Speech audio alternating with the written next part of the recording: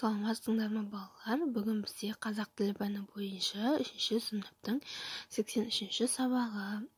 Сабақтың тақырыбы етістік туралы білетінімді еске түсіремін. Ендеше сабағымызды бастайық. Бірінші тапсырма, мәтінді мұқият тыңда. Атамның кабинетінде үлкен портрет ілулі тұратын. Ол кісінің сәл күлімсірей қараған жанарынан бір жылы сәуле тарап, жүрегіңді мейірімге бөлегендей сезіледі. Бірде Ержан атасына қызық сұрақ қойды.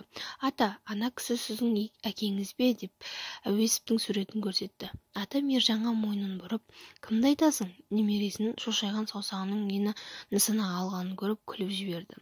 Ол ұлы адам, өте үлкен жазушы деп түсіндіре бастағанда Ержан балаға тән шыдамсыздықпен сөзді бөліп жібереді. Ол онда момышұлы екен ғой, неге момышұлы болады? Атам таңдаған кейіпте қолындағы 2-3 хатты үстел үстіне тастай салды. Ешқандай момышұлы емес, ол Мұхтар Әуезов деді. Өзіңіз ұлы дедіңіз ғой, ұлы болса ол да момышұлы болады деп Ержан өз жорамалын айтып қояр емес. Атам басын шайқап немересіне ұқтыруға кірісті. Зейнеп Ахметовадан. Келесі тапсырма. Мәтін кім не туралы? Мәтін үлкен портрет туралы. Атасы ұлы сөзінің мағынасын қалай түсіндірді деп ойлайсың?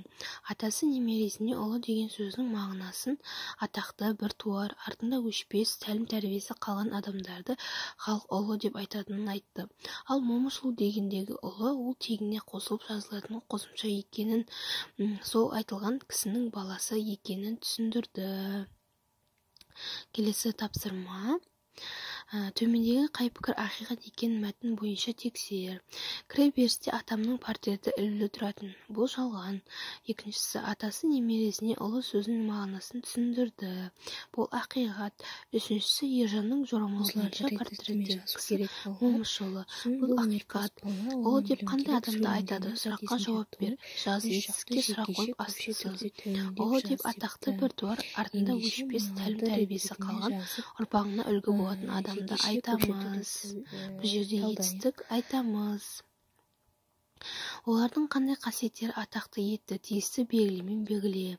Мұхтар Әуезовті білімділік, ақылдылық, мейірімділік атақты етті, ал Бауыржан Момышұлынікін қаталдық, білімділік, ақылдылық, мейірімділік атақты қылды. Осындай қасиеттер арқылы атақты болды. Бізде келесі тапсырма.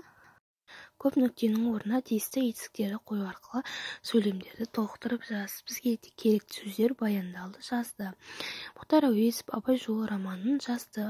Онда Абайдың бүкіл өмір жолы баяндалды. Бұл жерде біз керекті сөздерді орнына қойдық. Енді келесі тапсырма. Кім не істейді? Екі бағанға сәйкестендіріп жаз. Батыр ерлік жасайды. Жазушы өлең жазады, ақын кітап жазады, суретші сурет салады, биші би билейді. Міне балалар осыны өйстіп бір-біріне сәйкестендіріп жазып алыңдар. Осымен сабақ аяқталды. Сау болыңдар. Соңына дейін көргендеріңе рахмет.